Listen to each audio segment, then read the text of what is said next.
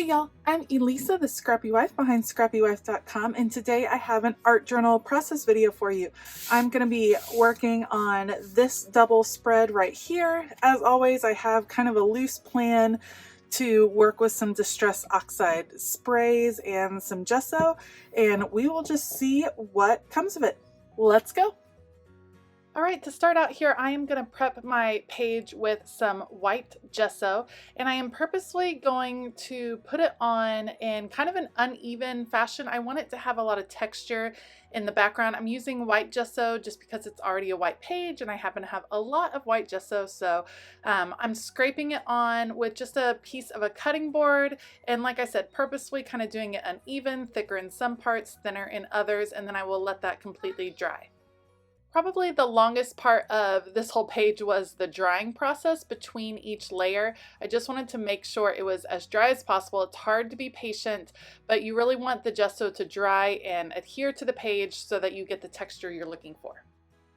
Whenever I use sprays, I tend to use one of my old Felicity Jane boxes to protect my work surface. And you're going to see I'm just going to start with layers of spray. I'm starting with the antique linen just to kind of break up the white so it's not so stark. And once again, I will be drying completely in between each color. Once that is dry, I have two kind of spare washi tape rolls that I am going to use, and I'll kind of switch up the size. So I'm just going to tape off some lines on this page. There's not really rhyme or reason. I try to do about 4 lines on each layer, and I'm pressing the washi tape down, but don't want it to stick completely. So this first layer does end up sticking and pulling a little bit. It's not a big deal because of all of the other things I'm going to add to the page, but I also could have put it on my arm to take off a little bit of the stickiness to avoid that. Next, you can see I'm adding my next color, and this is going to be yellow. That's the mustard seed yellow, and I kind of focused right around the washi tape so that I would end up with a relatively crisp line. It does bleed some just because of the amounts that I add.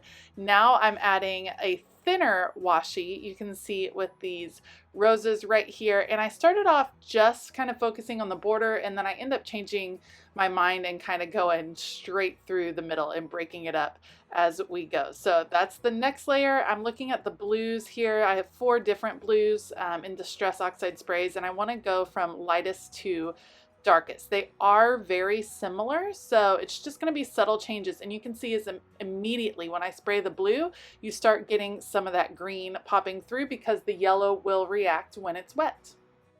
I really enjoy that kind of natural blending, and it doesn't really get too muddy until later on, and you'll see when that happens. I'm not covering the whole page each time. I'm usually just picking sections, either going through the middle or kind of focusing on the borders. You can see it pulled up just a little bit right there, so pressing some of the washi tape down again just to make sure, you know, I'm drying between layers, but probably should have just let it sit between layers. But man, that would take a lot of patience, and I just wasn't here for all that patience. I just wanted to play with the sprays, and you guys, it's so fun. These Distress Oxide sprays are so fun. You can't control the outcome, and that is what I like. You just end up with some very cool stuff. So here you can see I'm really focusing in the middle, and I went for it. I put a lot of spray down, and it took a while to dry, and it did end up pulling. So I got some paper towel, and I'm just kind of sopping up some of the pooling that was happening, especially in the middle there, as it would seep through to the other pages. And you can see, once again, same process, taking the washi tape, placing it at some different angles.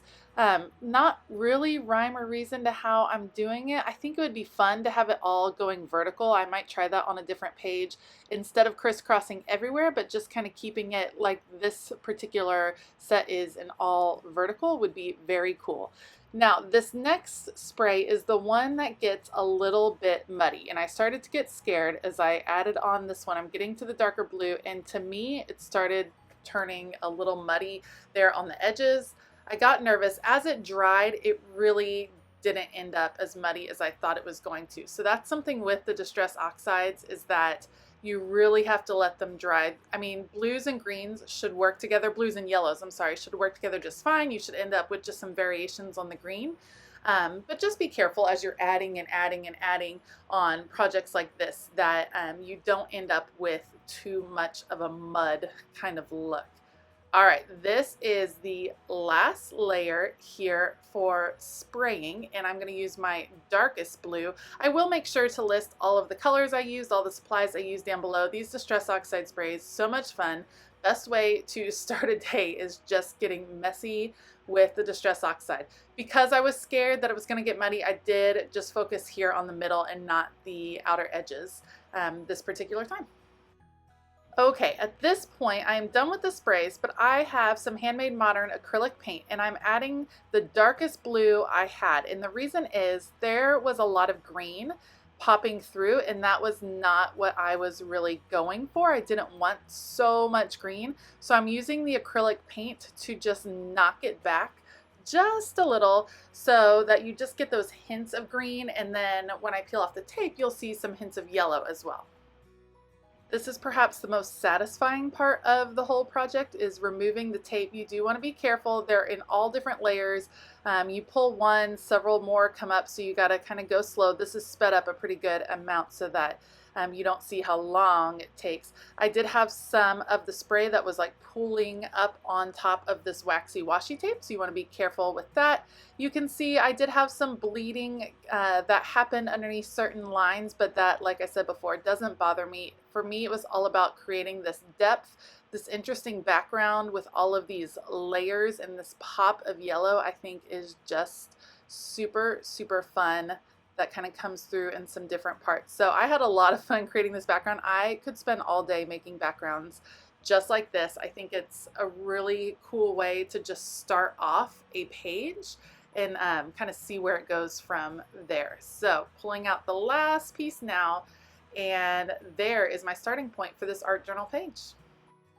It has been a while since I've art journaled, so I didn't quite know where I wanted to go next as far as focal points, but I decided to just continue adding layers. So I have a Tim Holtz stencil here. I think this is the burlap stencil, and I am blending on some Chipped Sapphire Distress Oxide ink over some of the stripes that were more white, that had a brighter tone to them, just because I wanted to break it up a little bit. They were popping out a lot and I didn't quite want them to have that amount of pop to them. That's why I originally sprayed the antique linen spray, but I didn't spray it. I didn't cover the whole page. So the whites were just too bright for me, so I was knocking them down. Now I have a different stencil. This is from the Crafters Workshop, and I'm going to come in with my white gesso. Now, everything that I have put on the page except for acrylic paint is water reactive. All those distress inks, the Distress Oxide sprays, is water reactive. So when I add in white gesso, it will immediately activate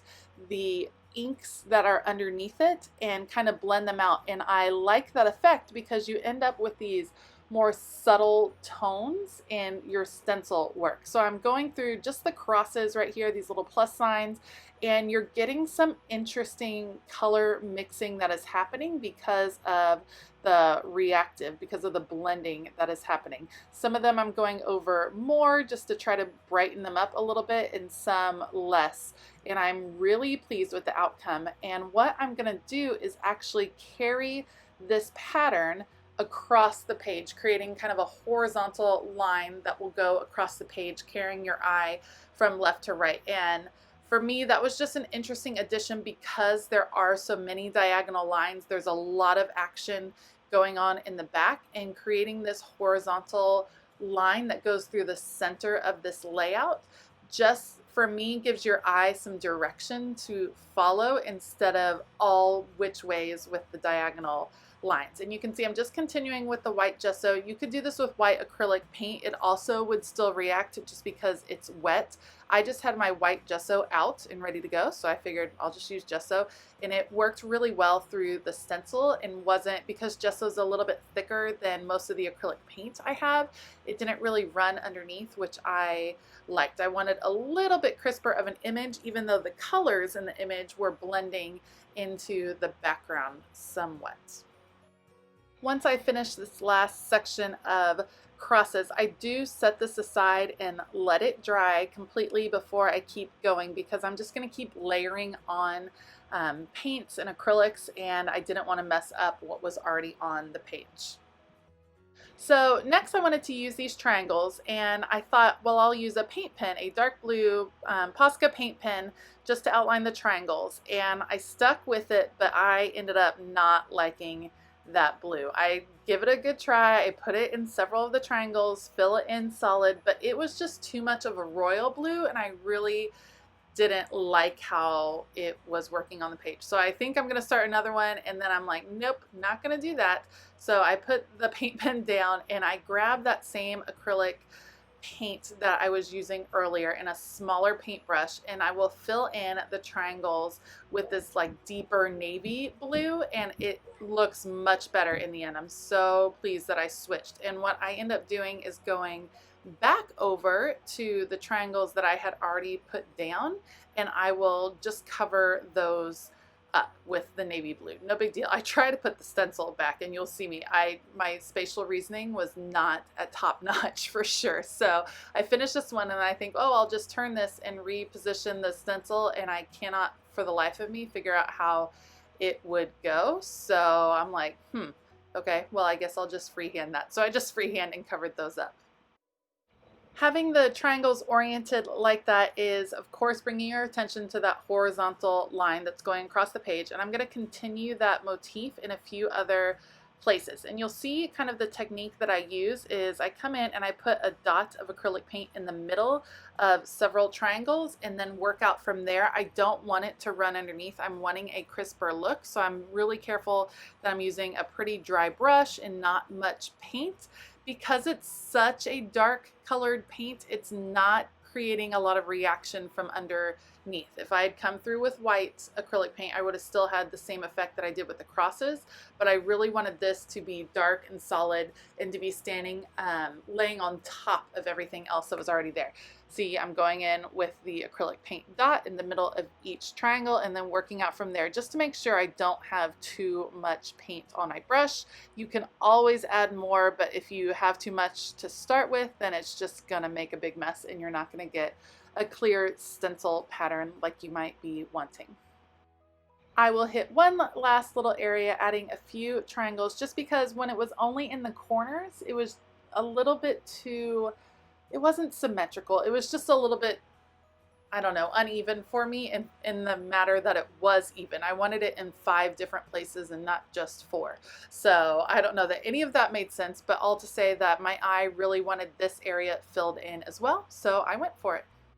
So Dina Wakley has a beautiful set of papers that are called her Collage Collective, and this is one of those papers. It actually comes in 2 different thicknesses within the same collection, and this is the thinner piece, and I am trimming out the hand and the circles. Originally I was just going to go with the hand, but the circles are just such an interesting part, and it gives me an additional focal point. And look how the colors just match perfectly. I love, love, love it. I decided to go with some Elmer's glue, just simple Elmer's glue, a real thin layer, just to make sure it was adhered. There's a lot of different stuff, gesso, just all the things down here. So I don't think that a tape runner would have done it on keeping that in place. So now I have my hand in place, and it looks like it goes really well with the background. But in order, if you're going to add collage papers, I always say add to them and overlap with your background. So this is a glitter paint pen that I wanted to highlight those golden circles. I wanted them to shine. And then I'm going over some of the scribbled writing with the glitter as well. And now I'm going to come over with my black paint pen, and this really brings it in. It's like continuing that scribbling that was on there, and I'm adding just a little bit more. The black pops really nicely. I will go over it again with the gold just to tone it down. Some of it got a little dark for my taste, but for me that really brings in this collage piece into my art page. Instead of just sticking something on top, it kind of makes it feel like one. And the last thing that I will be adding here is the title of this piece, which is Hold On. And I love the image of the hand reaching, and I love the message of just hold on. So I am tracing that with my black Posca paint pen and going back over to add some more thickness to my downstrokes to make it look a little bit more like hand lettering, and I'll just adjust adding thickness here and there. I wanted it to be nice and bold. I love that that circle gave me a spot to add that, and it's a great chance to add a focal point in to the page. And that will complete this page. Thank you so much for joining me today. If you like this video, please give it a thumbs up and consider hitting that subscribe button as well as the bell notification button. I have all of the supplies I used listed down below. Those are affiliate links. Heads up, it really helps my channel out a lot when you shop those. I hope that you have a fabulous day, and as always, keep it creative.